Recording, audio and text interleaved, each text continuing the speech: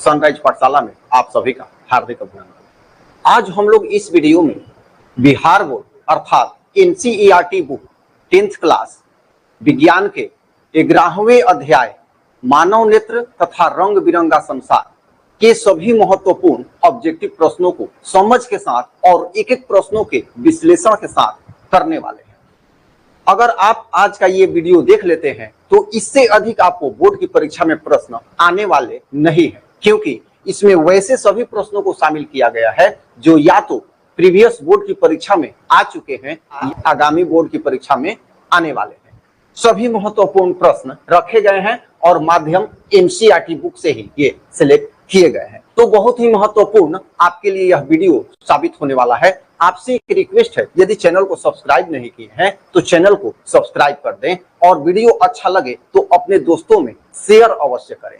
आगे आने वाले समय में आपको प्रत्येक सब्जेक्ट का इस वीडियो पर इस चैनल के माध्यम से लाइव क्लास मिलने वाला है तथा सारे विषय के सभी chapter wise notes, PDF, MCQ आदि सभी सामग्री आपको मुहैया कराया जाएगा इस चैनल के माध्यम से। तो आइए चलिए वीडियो प्रारंभ करते हैं। चैप्टर का नाम है मानव नेत्र तथा रंग बिरंगा संसार। तो पहला प्रश्न है, विभिन्न दूरियों पर रखी वस्तुओं के प्रतिबिंब को फोकस करने के लिए आंख के लेंस की फोकस दूरी परिवर्तित होती है। मतलब किसके द्वारा परिवर्तित होती है, यहाँ यह प्रश्न है। 4 विकल्प दिया गया है। पुतली द्वारा, देखिए पुतली का काम है प्रकाश को कम या अधिक करना, वो परितारिका के माध्यम से होता है। यहाँ रेटिना द्वारा, इस पर तो प्रतिबिंब बनता है। ये है सिलियरी पेशियों द्वारा, मतलब पक्षमाभी पेशियों द्वारा जो अभिनेत्र लेंस है उसको दबाव देकर कम या खींचकर फोकस दूरी को बढ़ाया जाता है। तो सही विकल्प क्या हो जाएगा, सी हो जाएगा, सिलियरी पेशियों द्वारा। अगला प्रश्न है, जरा दूरदर्शिता से पीड़ित व्यक्तियों का उपचार किस लेंस से किया जाता है। जरा दूरदर्शिता या जरा दूरदृष्टिता एक ही है। अवतल लेंस, बाइफोकल लेंस, अपसारी लेंस, अभिसारी लेंस। तो इसका हो जाएगा बाइफोकल लेंस। मतलब इसमें अभिसारी और अपसारी अर्थात उत्तल और अवतल दोनों का गुण मौजूद होता है। तो आंसर हो जाएगा बाइफोकल लेंस। अगला प्रश्न है तीसरा, कार्निया के पीछे एक संरचना होती है, उसे कहते हैं। मतलब क्या कहते हैं, पुतली कहते हैं, नेत्रपटल कहते हैं, रेटिना कहते हैं, परितारिका कहते हैं। तो कार्निया के पीछे एक संरचना होती है जिसे परितारिका कहा जाता है। ये इसका सही विकल्प हो जाएगा डी, परितारिका कहते हैं। अगला प्रश्न, आंख की पुतली किस प्रकार कार्य करती है। यहाँ विकल्प दिया हुआ है कि आंख की पुतली जो है किस प्रकार कार्य करती है। वृत्ततंत्रिका की भांति, पुतली की भांति, परितारिका की भांति, परिवर्तित द्वारक की भांति। यहाँ बात है आंख की पुतली।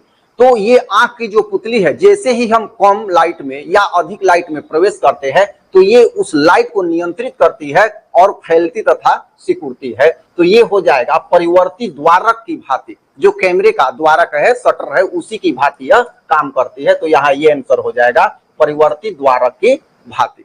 अगला प्रश्न है, पुतली के साइज को नियंत्रित करने वाला गहरा पेशीय डायफ्राम क्या कहलाता है। पुतली के साइज को, तो पुतली के साइज को जो परिवर्तित करता है, कंट्रोल करता है, वह परितारिका कहा जाता है। परितारिका, ये जो परितारिका है ये पुतली के साइज को नियंत्रित करती है, कम या ज्यादा प्रकाश को आने जाने देती है। अगला प्रश्न, मानव नेत्र में किस प्रकार का लेंस पाया जाता है। बहुत ही आसान है लेकिन कई बार ये परीक्षा में आ चुका है। मानव नेत्र में किस प्रकार का लेंस पाया जाता है, तो मानव नेत्र में उत्तल लेंस पाया जाता है। अगला प्रश्न है, तारों के टिमटिमाने की व्याख्या किस सिद्धांत पर आधारित है। बहुत ही महत्वपूर्ण प्रश्न यह भी है। तो विकल्प है अपवर्तन के सिद्धांत पर, प्रकीर्णन के सिद्धांत पर, वर्ण विक्षेपण के सिद्धांत पर, इनमें से कोई नहीं। तो ये पहला हो जाएगा अपवर्तन के सिद्धांत पर। प्रकाश का अपवर्तन मतलब जो तारे का टिमटिमाना क्या है, ये जो आकाश है इसमें गर्म तथा ठंडी हवाएं बहती रहती है और जो गर्म हवा है वह विरल माध्यम हो जाता है और ठंडी हवा सघन माध्यम हो जाती है। तो यहाँ अपवर्तन हो जाता है उसका। तो ये हो जाएगा अपवर्तन के सिद्धांत पर।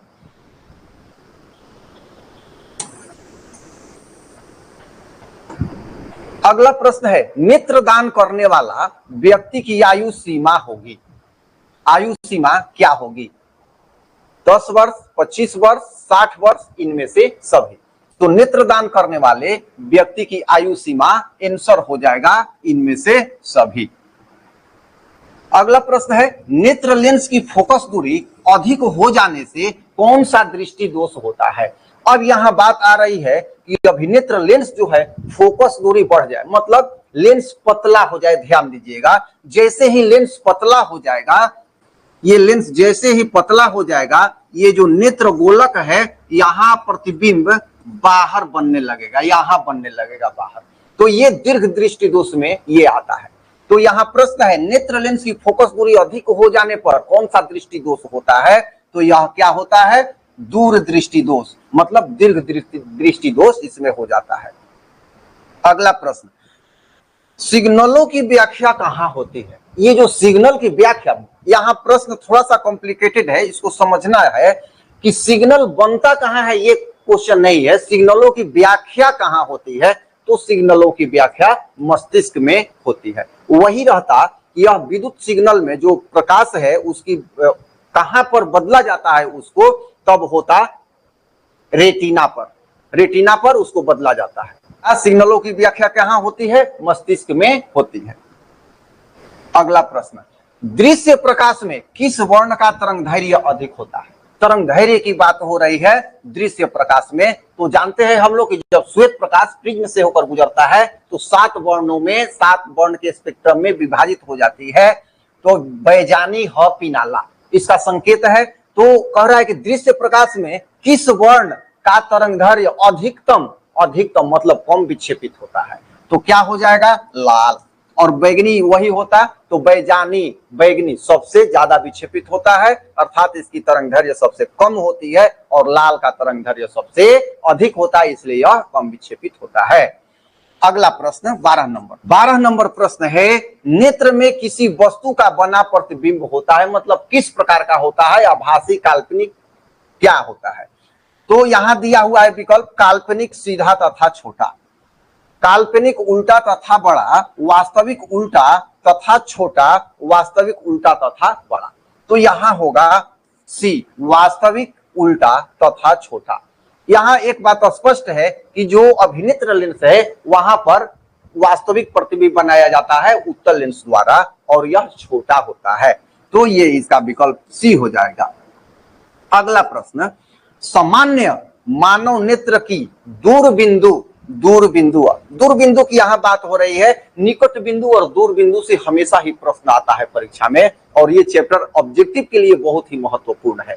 तो दिया हुआ है कि दूर बिंदु की बात हो रही है, यहां पर दूर बिंदु की 25 सेंटीमीटर, 25 मिलीमीटर, 25 मीटर और अनंत।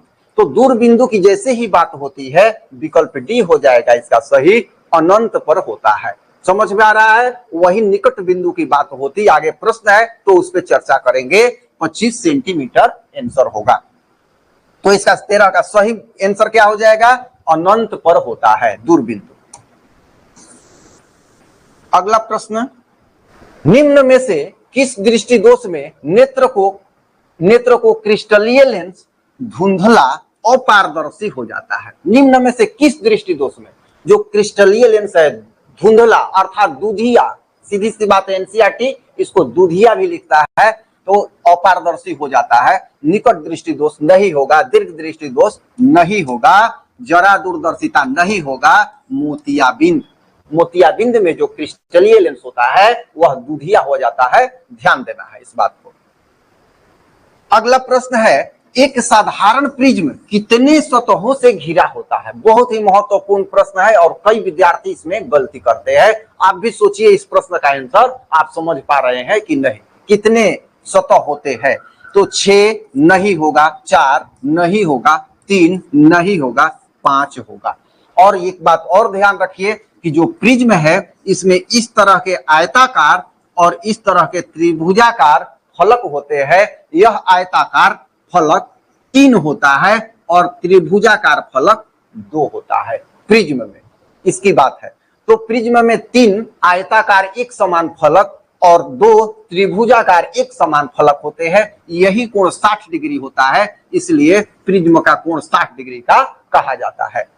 तो इस तरह से ये 3D एक वस्तु है, इसको प्रिज्म की जब क्लास होगी तो बढ़िया से समझेंगे। बस अभी इतना ही ध्यान रखें कि 3 + 2 टोटल 5 फलक हो जाते हैं।